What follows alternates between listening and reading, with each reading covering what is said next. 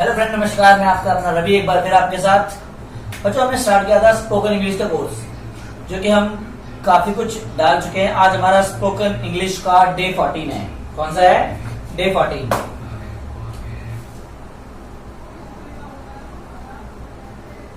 Spoken English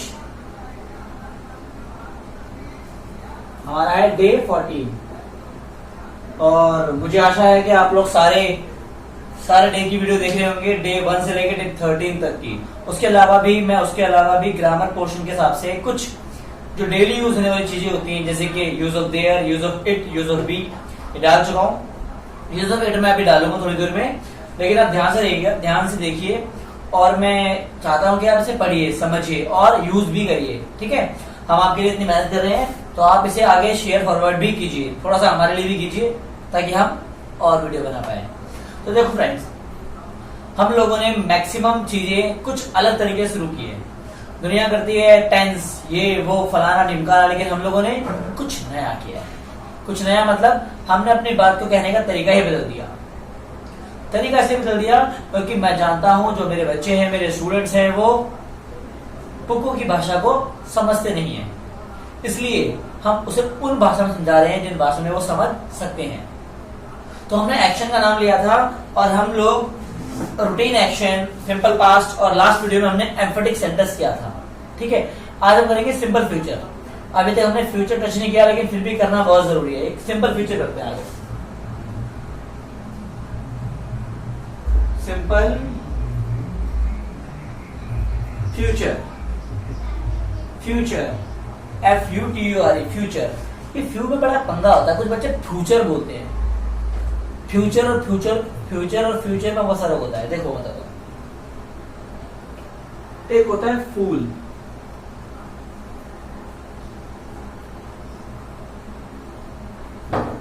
एक होता है फूल, एक होता है फूल। फूल जो आप लड़कियों को देते हो, फूल जो लड़की आपको बनाती है। एक्चुअल मेरा बताने का मतलब ये था सिर्फ कि फूल और फूल में बहुत सारा है। फूल में बिंदु लग जाती है। ठीक है, तो फ्यूचर है ये, नॉट फ्यूचर। चलिए, सिंपल फ्यूचर क्या कहता है? स्टेटमेंट देखते हैं। स्टेटमेंट क्या है इसकी? स्टेटमेंट है कुछ काम करेंगे, कुछ काम होगा या कुछ काम चलेगा। कुछ काम करेंगे, कुछ काम होगा,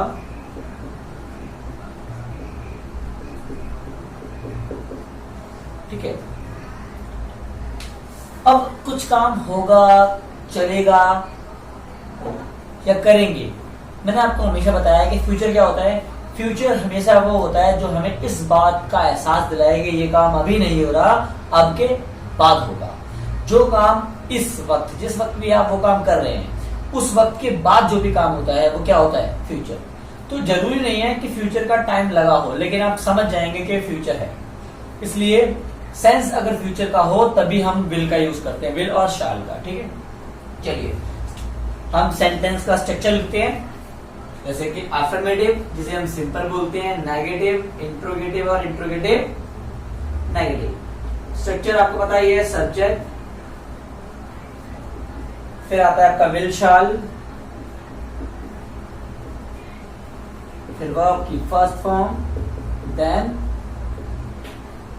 ऑब्जेक्ट। ठीक है, नेगेटिव में क्या आता है? सब्जेक्ट,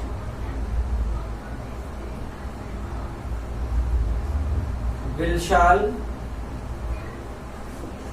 नॉट, वर्ब की फर्स्ट फॉर्म, देन ऑब्जेक्ट। ये सब तो आप अच्छे से सीख ही चुके हैं कि मैंने बार बार आपको कराया है कि ऐसे ही करना होता है। ठीक है, इंट्रोगेटिव में विल शाल आगे आ जाता है। विल, ये शैल नहीं होता, शाल होता है। विल शाल सब्जेक्ट,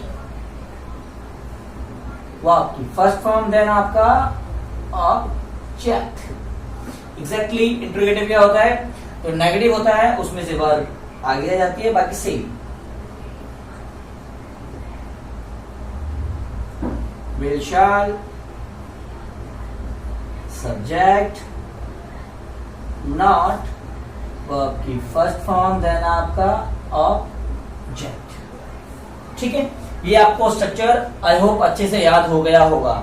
हमारा structure subject, helping verb, then verb, उसके बाद ऑब्जेक्ट, पता है आप लोगों को।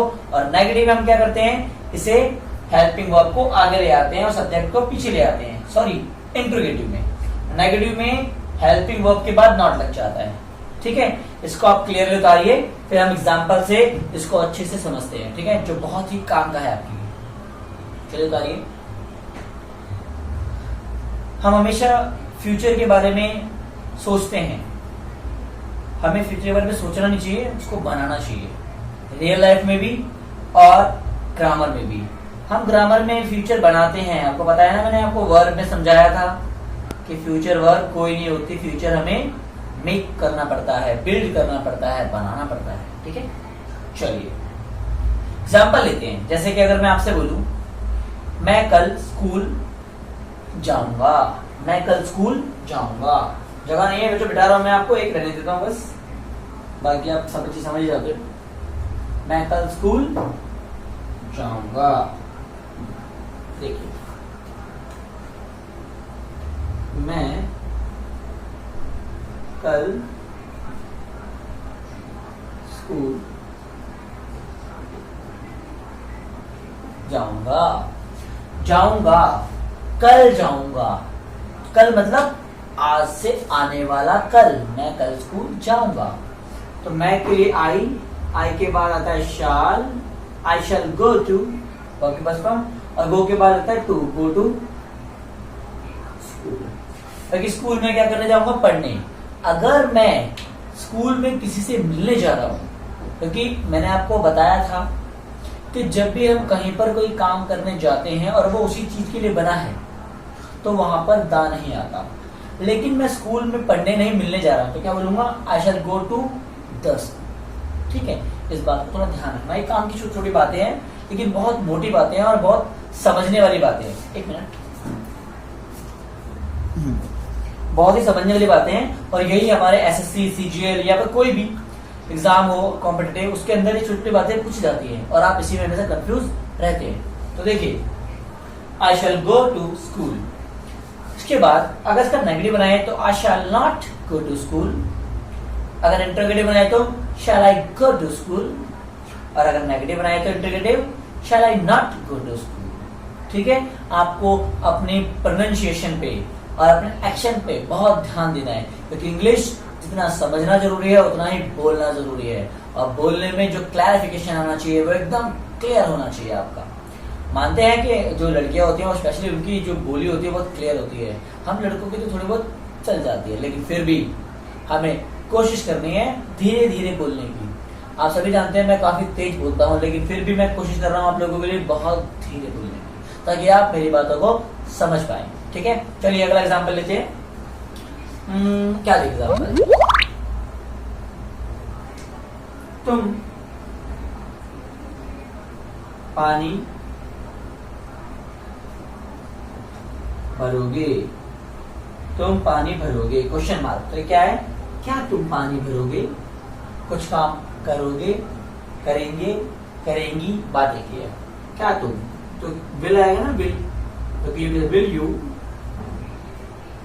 विल यू के बाद विल आता है, तो विल यू पानी भरने को बोलते हैं fill the water, fill water, will you fill the water. क्योंकि हम पानी को ही हर बार पानी नहीं भरते, पानी कई तरह के होते हैं, नाली का पानी, गंदा पानी, ये पानी वो पानी, लेकिन हम भरते हैं ड्रिंकिंग वाटर। और हो सकता है रेनी वाटर भी भर रहे हो, लेकिन रेनी वाटर भी कौन सा, वो वाला, कौन सा, छत से गिर रहा है। और हम और क्या बनाए, इसको बिठा देता हूं।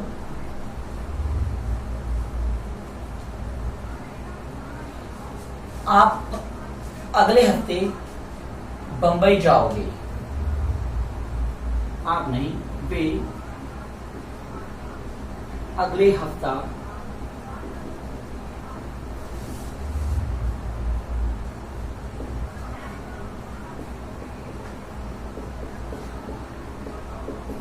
जाएंगे, कुछ काम करेंगे। वे, they will go to Bombay,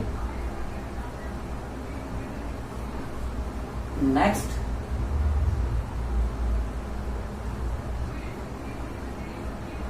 they will go to, will की जगह इल का साउंड आना चाहिए, they will go to Bombay next week. बहुत सिंपल है, ये आप बना लेंगे। तो मैं आपको एक एग्जांपल देता हूँ, जो एक होमवर्क देता हूँ जो आप घर से करेंगे। और आज की क्लास बहुत छोटी है, लेकिन इसके बाद मैं एक क्लास और डालने वाला हूँ, यूज ऑफ इट, जो कि बहुत ही इंपॉर्टेंट है आप लोगों के लिए और बहुत ही यूजफुल है आप लोगों के लिए। ठीक है, चलिए एक होमवर्क भी लिखते हैं। मैं शाम को अपना होमवर्क पूरा करूंगा। मैं शाम को अपना होमवर्क पूरा करूंगा। पूरा करूंगा को हम फिनिश भी कह सकते हैं, कंप्लीट भी कह सकते हैं। शाम को मैं अपना मतलब माय होमवर्क, गॉट इट। तो आप इसे पूरा करेंगे और कमेंट बॉक्स में उससे पूछेंगे।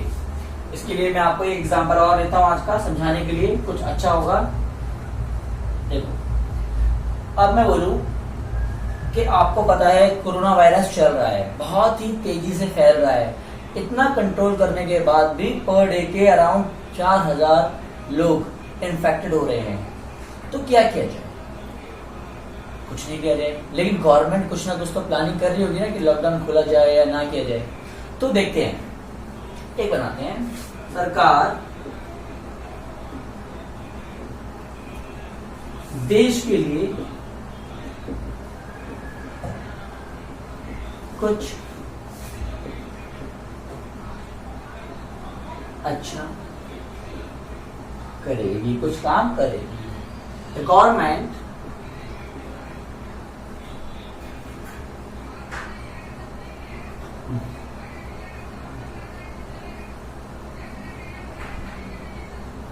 गवर्नमेंट सिंगुलर है, विल आएगा। The government will do something good,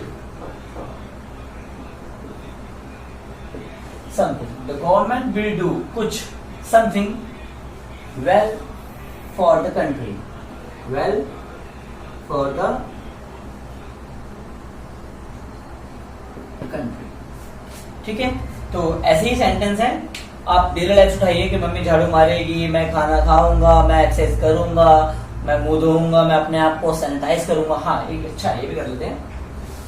बता इसको मैं, ठीक। हम सब कोरोना वायरस से लड़ेंगे, एकजुट होकर लड़ेंगे। हम सब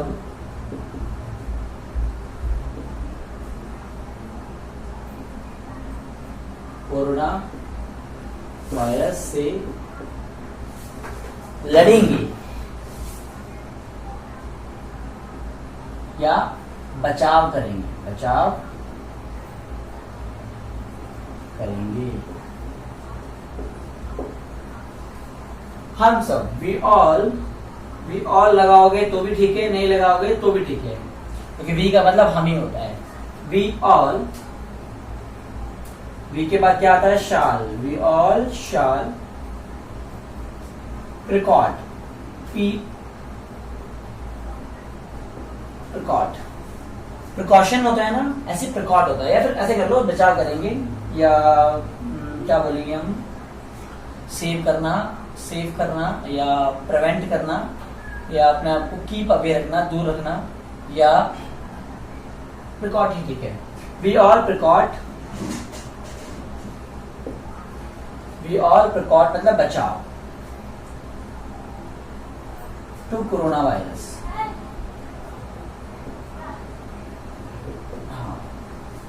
वी ऑल शाल प्रिकॉट टू कोरोना वायरस। हम सब कोरोना वायरस से बचाव करेंगे। ठीक है, बहुत ही आसान था, कुछ नहीं था। प्रिकॉट बोल लो, we all shall save to corona virus, save, या बहुत सारे वर्ड होते हैं, अभी टाइम पे याद नहीं आते कुछ, जैसे कि सेव करना, प्रिवेंट करना, बचना। ठीक है, ठीक है, आप करते रहिए और थोड़ा शेयर सब्सक्राइब करते रहिए। और अच्छे से पढ़िए। तो इसके बाद मैं एक वीडियो डालूंगा जो कि बहुत इंपॉर्टेंट हो गया आपके लिए। मिलते हैं अगली वीडियो में। Thank you.